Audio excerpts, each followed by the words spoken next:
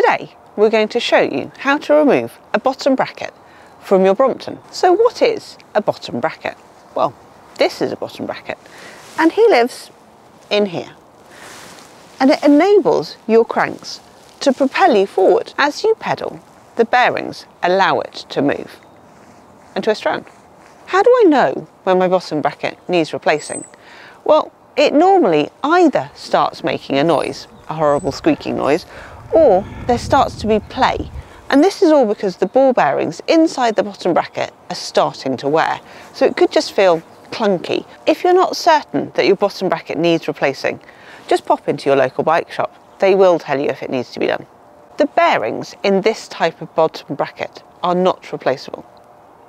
It is a common question, how do I remove my bottom bracket? So we're going to show you in this video. This does not apply to the Brompton Electric bottom bracket.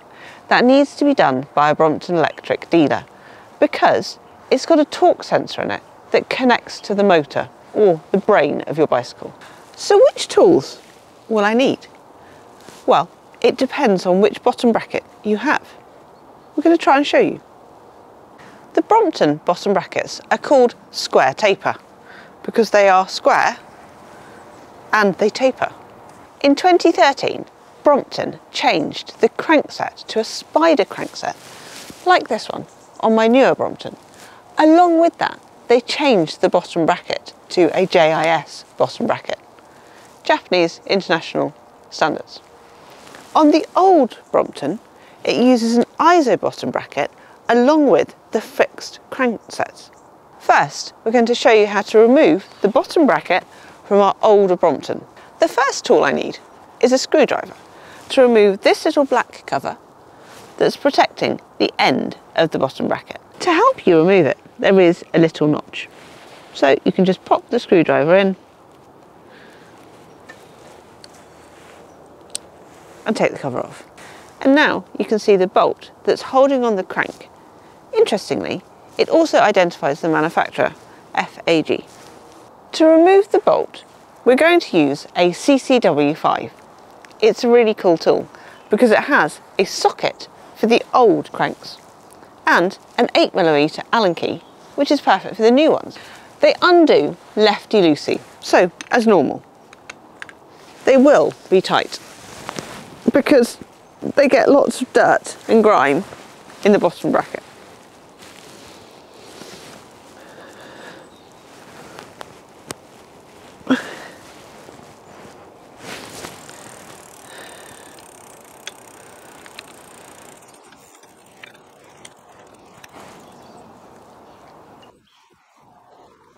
And it's cold. It is very cold. Safely removed. The procedure on the new cranks is the same as on the old one, but you're using an 8mm Allen key, or the 8mm Allen key side of the CCW5.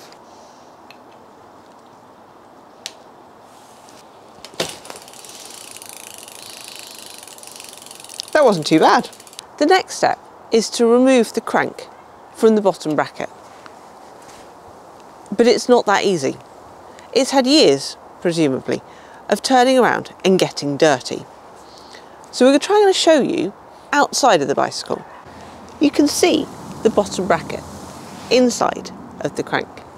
To remove the crank from the bottom bracket, we're going to use this really cool tool.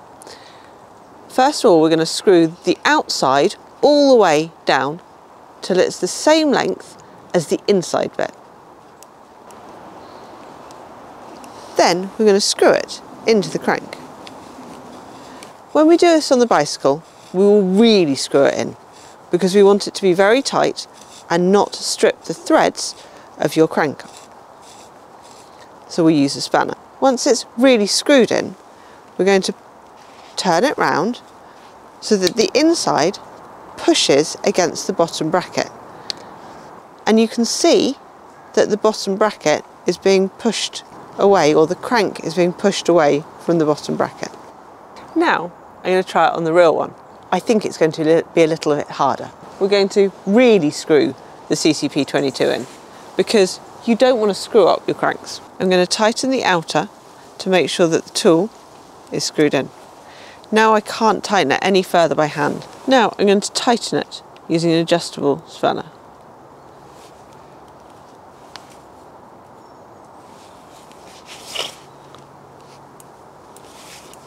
Prior to this tool, you'd remove your crank using a hammer and a bit of wood.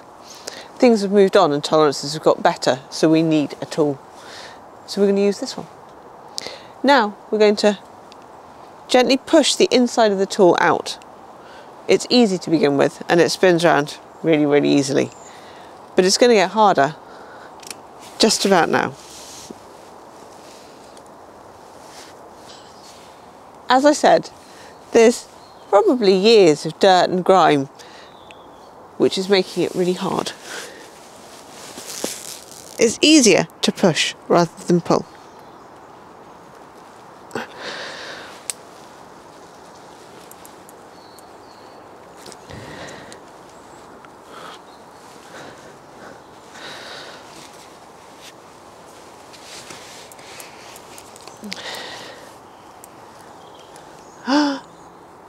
It's coming away, as if by magic.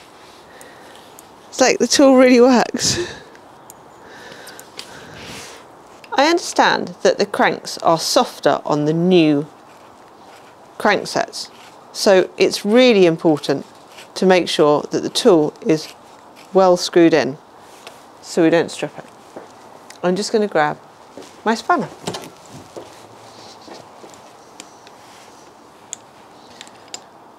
Tighten the spanner up and then we'll tighten the tool.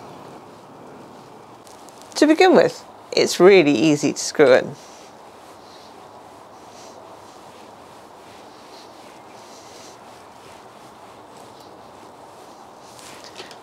And suddenly it gets harder.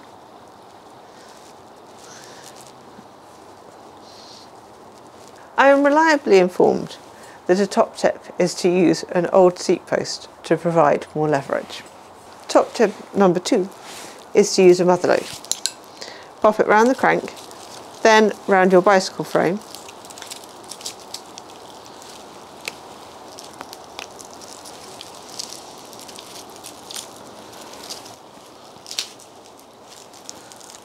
and do it up. This means my crank is now attached to my bicycle, so I can use 2 hands to put the leverage onto my tool, and hopefully I can then undo it.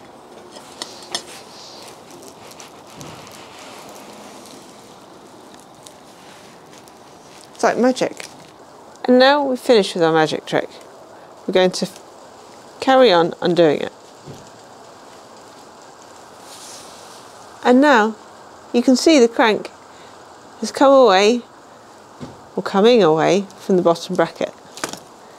So now I need to remove the pedal crank, and I'm guessing you'd like to see it, so I'm going to turn the bike round.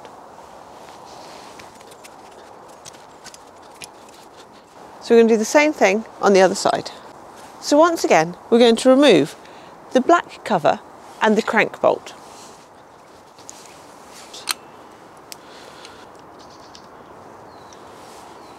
As with the older bottom bracket, the removal of the crank is the same, but using the 8mm hex key. Like with the other side, it undoes lefty-loosey. And remove the bolt. I'm going to do the same procedure with the left-hand crank.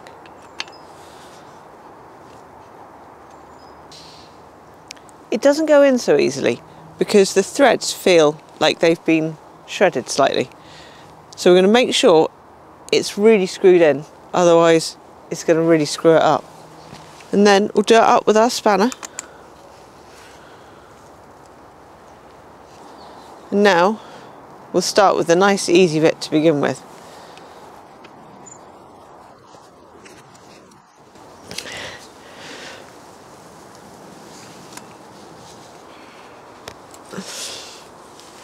It's really, really, really tight. The other side was loose by comparison. Oh. Well, we got there. I thought he was staying on forever. I'm going to use the crank puller in exactly the same way as I did on the old bicycle. Screw it into the crank. Make sure it's really nice and tight. So I can't tighten it any more by hand. When I can't do it any tighter, I'm going to use a spanner. Pop it around, make sure it's tightened up, and then tighten up. Now it's tight, I'm going to screw in the tool, which misses my pedal and is very loose to begin with, and then it gets tighter.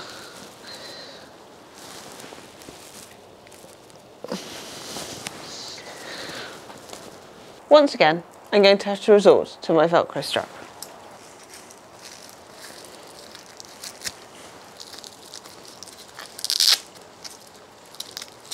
Make sure it's nice and tight, and my old seat post.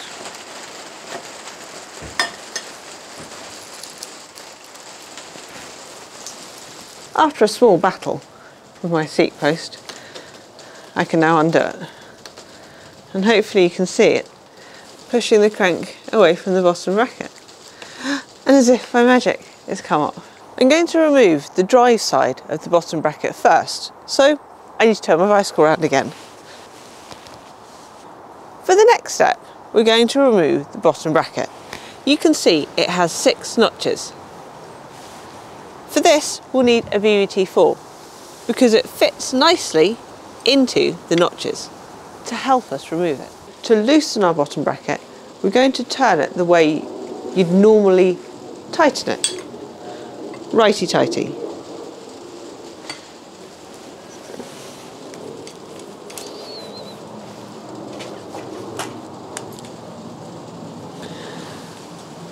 It is tight. It is very tight.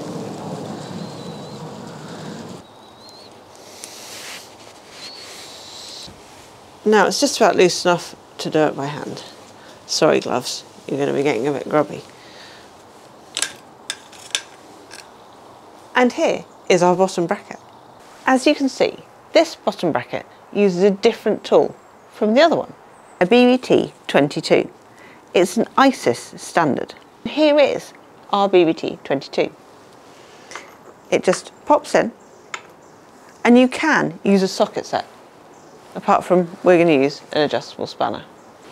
It undoes the wrong way, so righty-tighty, to the right rather than to the left.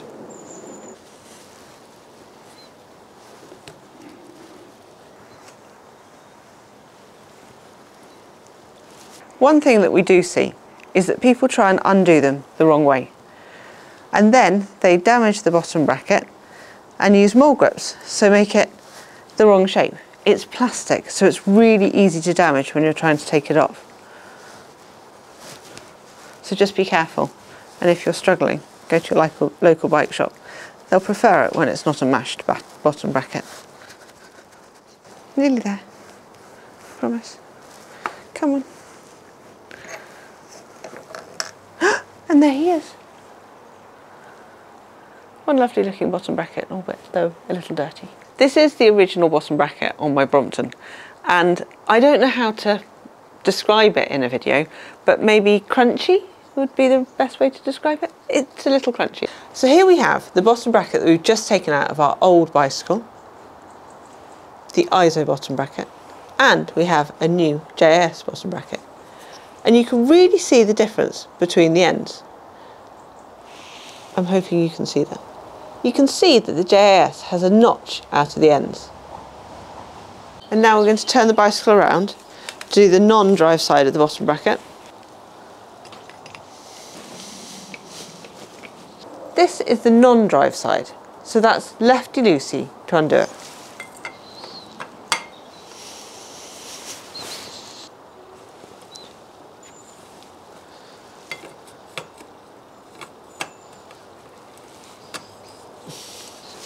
When it gets a bit looser, you can undo it by hand. So I'm just going to pop the tool in, the non-drive side.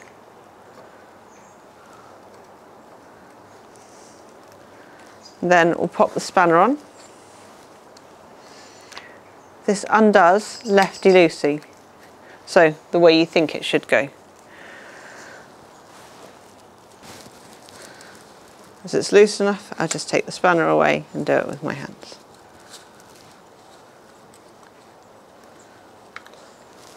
There we go. And now you'll be really pleased to know we have turned our Brompton into a Brompton balance bike.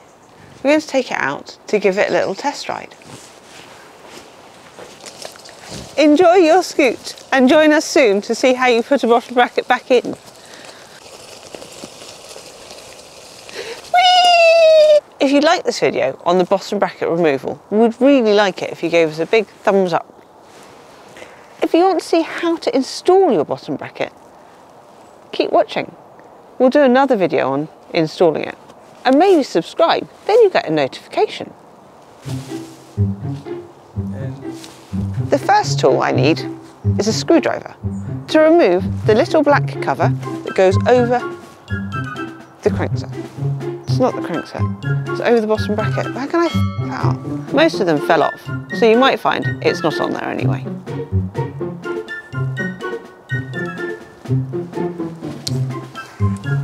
We're going to use a socket that fits on to the bolt. For the next step, then we're going to screw it into the crank.